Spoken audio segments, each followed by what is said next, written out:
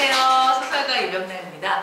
네, 이번 시간에는요, 소설의 인물, 우리 개성적이고, 독특한 인물, 그리고, 이 소설을 읽는 순간, 정말 난 이 인물 사랑하고 싶다. 아니면, 뭐 이런 인물이 있어. 하지만, 미워할지어도 정말 막 이렇게 생생하게 느껴지는 그러한 소설의 인물을 우리 소설을 쓰려고 하는 분들은 다 자신의 소설의 주인공으로 만들고 싶고 삼고 싶어 할 텐데요.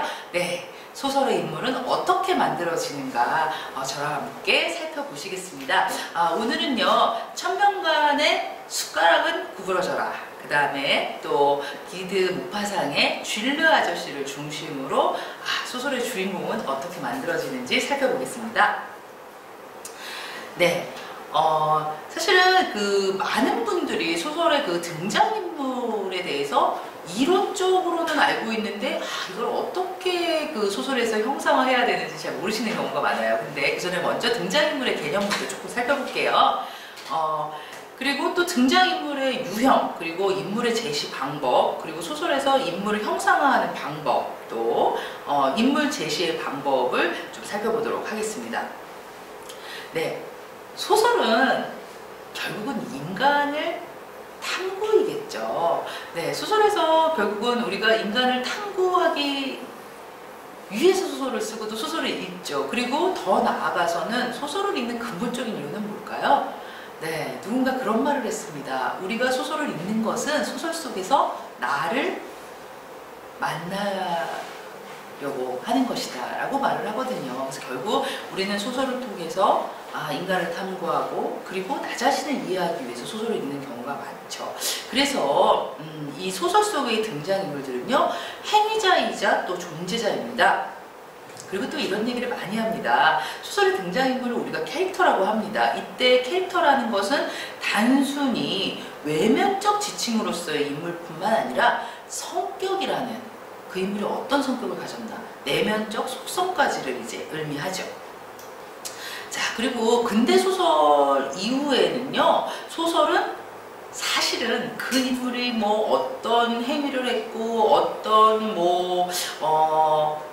위협을 잃었고 어떤 훌륭한 일을 했고 그런 것보다는 그 인물의 어떤 성격의 창조, 그리고 인물의 묘사, 심리의 추이 등 인간의 내면성을 강조하게 됐어요. 그러면서 인물이 사실은 굉장히 중요한 소설의 중심 요소가 되었습니다. 자, 그렇다면요, 평범한 인간을 어떻게 살아있는 인간으로 보여줄 수 있을까요? 네, 그리고 우리가 이제 쉽게 얘기를 하면 인물의 유형을 나눌 때 이제 평면적 인물과 입체적인 인물로 인물을 나눕니다. 이건 포스터라는 사람이 이렇게 인물을 구분을 해놨는데요.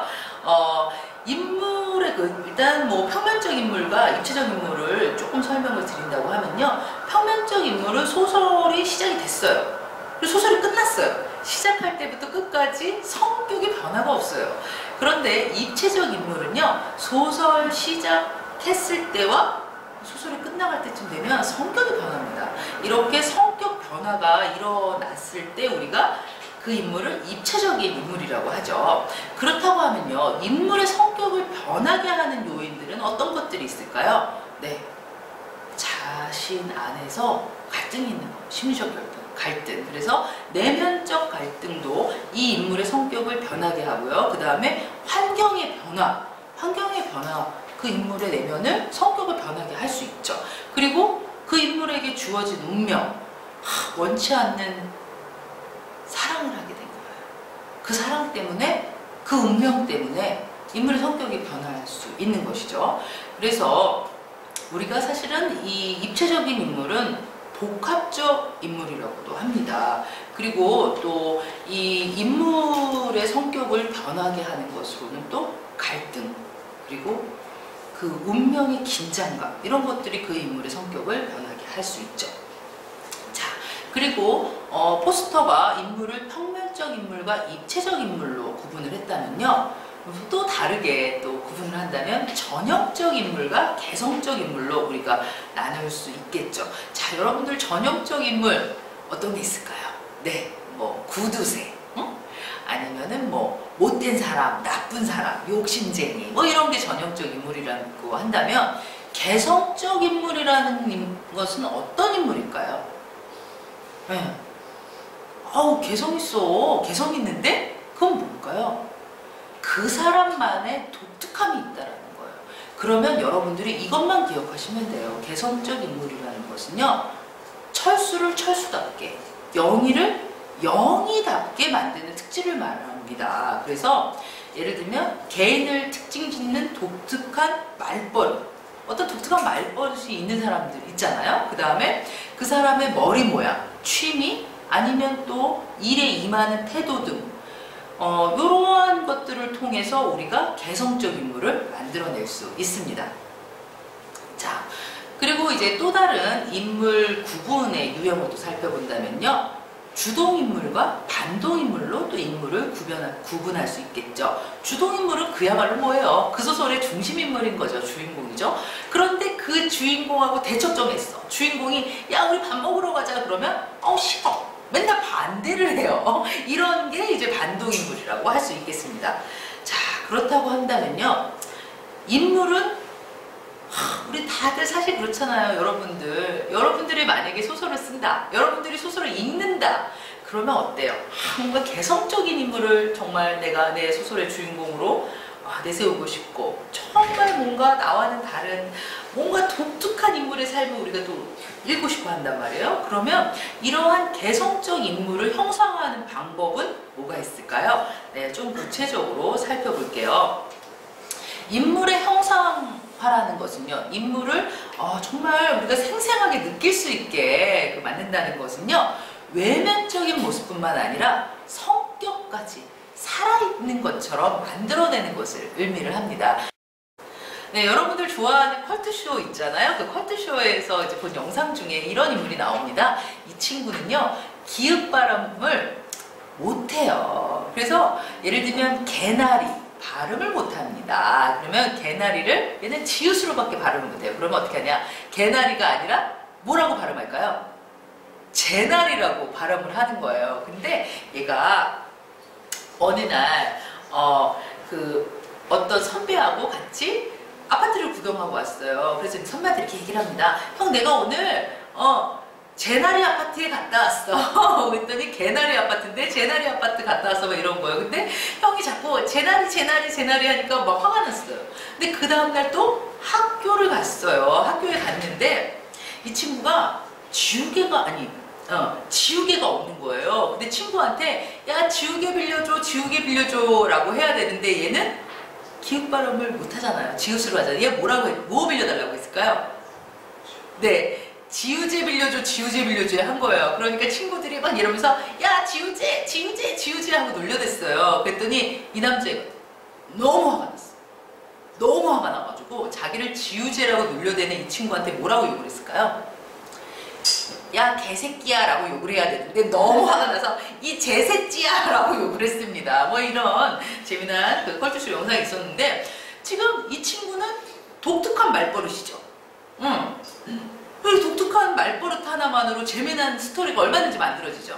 그래서 이렇게 인물 형상화를 할 때 많은 방법들이 있는데, 예를 들면 동작, 예를 들면 어떤 여자가 있어. 근데 그 여자는 무슨 말을 할 때마다 머리를 이렇게 넘기는 거야. 계속 넘겨. 제스처나 동작. 또 아까 지금 얘기한 것처럼 지우개를 지우제로 발음하는 이 남자애. 그래서 이런 버릇이나 습성, 이런 것들로 그 인물을 형상화할 수 있겠죠. 그리고 가장 쉽게 할 수 있는 게 뭐예요? 그 사람의 외모. 예를 들어서 우리 노트르담의 꼽추죠. 그 사람의 어떤 외모적인 어떤 특성 같은 걸로 개성적 인물을 또 만들어낼 수 있습니다. 그 다음에 말투. 근데 이제부터 제가 중요한 얘기를 해드릴게요. 지금까지 얘기한 것들은 흔하게 인물을 형상화하는 방법이에요. 그런데 그것보다 이제 좀 더 그 인물을 더 깊이 잘 형상화할 때 여러분들 한번 이런 거 해보세요. 그 인물이, 그 주인공이 자신을 대하는 태도. 이거 무슨 말인지 여러분들 이해하셨어요? 우리 그런 얘기 많이 하잖아요. 내가 나를 사랑하지 않으면 남도 나를 사랑하지 않는다. 이런 말 많이 들어봤잖아요. 근데 어떤 여자가 있어. 근데 그 여자는 늘 자기 자신에 대해서 이런 말을 매일 밥 먹듯이 하는 거야. 나 따위가. 나 같은 건 죽어야 돼. 응? 내가 뭐 그렇지. 그러면 이 여자는, 이 주인공 여자는 자기 자신을 어떻게 대합니까? 존중하지 않잖아요. 주인공이 자기를 어떻게 대하는가? 주인공인 내가 나를 트리트하는 거. 그 태도를 여러분들이 생각해 보신 적이 있어요? 소설을 쓸 때? 주인공인 나가 나를 어떻게 대하는지를 생각해 보세요. 그러면 그 인물의 성격이 확연히 드러나죠. 그리고 그러한 인물, 예를 들어서 또 어떤 여자가 있어. 너무 못생겼어. 정말 너무 뚱뚱해. 그런데 미녀처럼 행동하는 거예요. 자기는 너무 못생기고 너무 뚱뚱한데 미녀처럼 행동해. 남들이 그러든지 말든지 자기는 너무 미녀야. 자기를 미녀처럼 트리트하는 거예요. 그러면 이 인물은 어떨까요? 나를, 자기 자신을 사랑하지 않는 인물하고는 또 굉장히 다른 일이 벌어지겠죠. 여러분들 이런 관점에서 한번 생각해 보셨어요? 인물을? 한번 생각해 보세요. 자, 그 다음에 그 인물이 어떤 사람인지 굉장히 우리가 주인공을 파악하기 쉬운 게 있습니다. 그 인물을, 이 주인공을 대하는 타인들의 태도를 생각하면 그 인물의 성격이 잡혀요. 자, 그래서 이번 시간에는 그 인물을 형성하는 많은 방법들이 있는데 그 중에서도 쥘르 아저씨, 모파상의 쥘르 아저씨와 그 천명관의 숟가락아 구부러져라를 중심으로 그 인물 형상화하는 방법을 알아보겠습니다. 그때 이 두 작품 다 그 인물에 대한 타인들의 태도라는 관점에서 이 인물 제시 방법을, 형상화 방법을 좀 살펴볼게요.